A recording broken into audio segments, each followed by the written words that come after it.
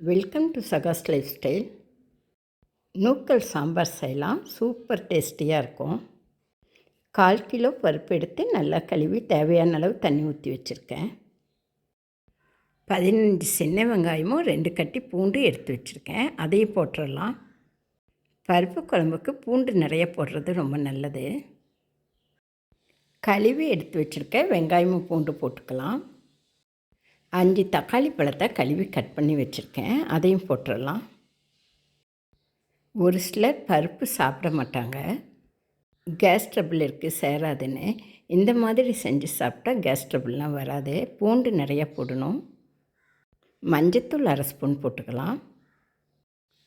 எண்ணெய் ஊற்றி வேக வைக்கிறப்ப பருப்பு சீக்கிரம் வெந்துடும். 1 ஸ்பூன் எண்ணெய் ஊற்றிக்கலாம்.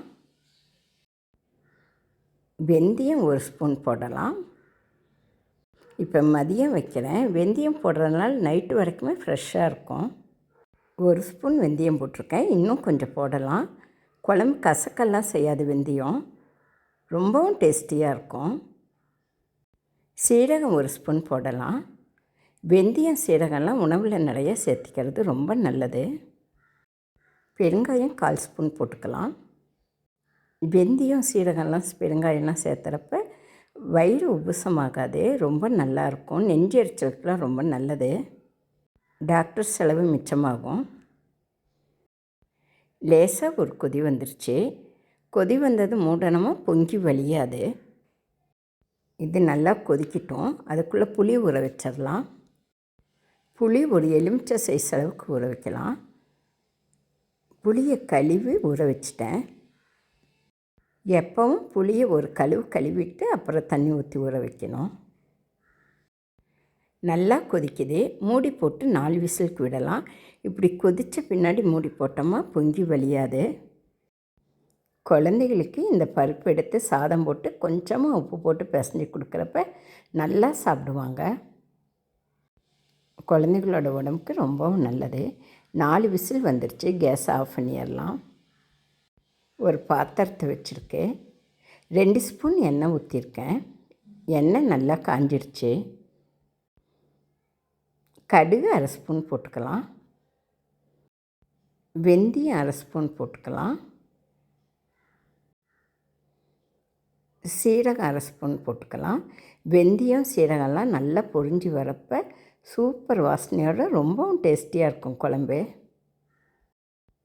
பெருங்காயம் ஒரு துளி போட்டுக்கலாம். சும்மா கொஞ்சமாக போட்டுக்கலாம். வாசனையாக இருக்கும் தாளிக்கிறப்ப போட்டால். எல்லாம் படப்படன்னு நல்லா பொரிஞ்சிருச்சு. சின்ன வெங்காயம் 15 கட் பண்ணி வச்சுருக்கேன். கருவேப்பிலை ஒரு கொத்துக்கு உருவி வச்சுருக்கேன். அதையும் போட்டுக்கலாம். வெங்காயமும் கருவேப்பிலையும் நல்லா செவக்க வதங்கணும். நல்லா வதங்கிடுச்சு. வெங்காயம் நல்லா கலர் மாதிரி வதங்கிடுச்சு. இந்த அளவுக்கு வதங்கணும். நூக்கல் கட் பண்ணி எடுத்து வச்சுருக்கேன்.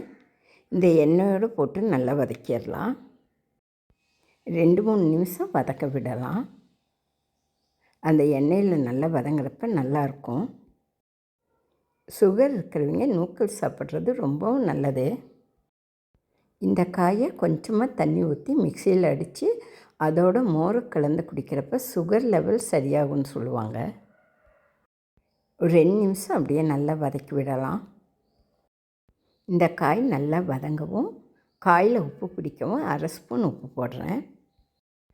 நல்லா கலந்து விடலாம். சீக்கிரம் வதங்கிடும். இந்த காயில் சாம்பார் வச்சா எனக்கு ரொம்பவும் பிடிக்கும். அவ்வளவு டேஸ்டியாக இருக்கும். 1/4 கிலோ பருப்பை வேக வச்சு எடுத்து வச்சுருக்கேன். காய் நல்லா வதங்கிருச்சு.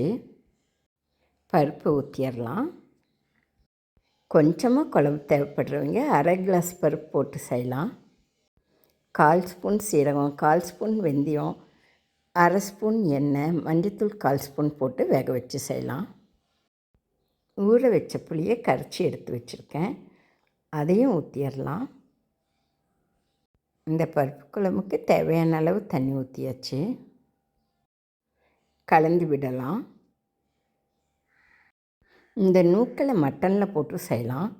சூப்பர் டேஸ்டியாக இருக்கும். மிளகாய்த்தூள் 2 ஸ்பூன் போட்டுக்கலாம். சாம்பார் தூள் 3 ஸ்பூன் போட்டுக்கலாம். இந்த சாம்பாருக்கு சிக்கன் வறுவல், மீன் வறுவல் சூப்பர் டேஸ்டியாக இருக்கும்.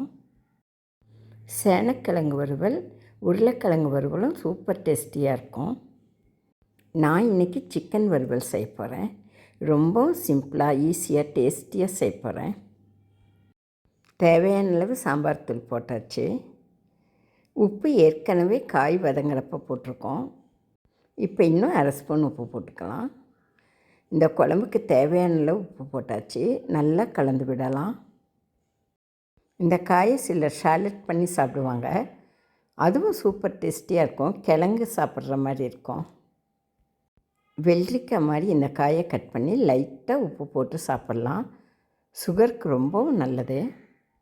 நல்லா கலந்து விட்டாச்சு. மூடி போட்டு வைக்கலாம். மூடியை கொஞ்சமாக திறந்த மாதிரி வைக்கலாம்.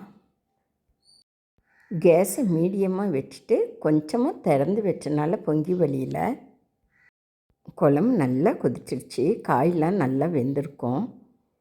பார்க்குறப்பயே தெரியுது சூப்பராக வெந்துருச்சுன்னு. அட்டகாசமாக நூக்கல் சாம்பார் ரெடி ஆகிடுச்சு. மேலே கொத்தமல்லி தழை தூவிக்கலாம். குழந்தைங்கள்லாம் விரும்பி சாப்பிடுவாங்க. பருப்பு குழம்பே சாப்பிடாதவங்க கூட இந்த காய் செஞ்சு கொடுத்தா சூப்பராக சாப்பிடுவாங்க. கொத்தமல்லி தழை தூவி நல்லா கலந்து விடலாம். சாம்பார் சூப்பராக ரெடி ஆகிடுச்சு. காலையில் இட்லி தோசைக்கு இப்படி சாம்பார் செஞ்சுட்டு மத்தியானம் சாப்பாட்டுக்கு ஊற்றிக்கலாம். செமையாக இருக்கும். இந்த மாதிரி சாம்பார் செய்கிறப்ப கொஞ்சம் அதிகமாக தான் செய்யணும். வீட்டில் இருக்கிறவங்களாம் கேட்டு கேட்டு வாங்கி சாப்பிடுவாங்க. என் வீடியோவுக்கு லைக் பண்ணுங்கள், ஷேர் பண்ணுங்கள், கமெண்ட் பண்ணுங்கள், சப்ஸ்கிரைப் பண்ணுங்கள். கேஸை ஆஃப் பண்ணிடலாம். என் வீடியோ பார்த்த உங்களுக்கு என் மனமார்ந்த நன்றிகள். வாங்க சாப்பிடலாம். அடுத்த வீடியோவில் ஈஸியான சமையலோடு சந்திப்போம்.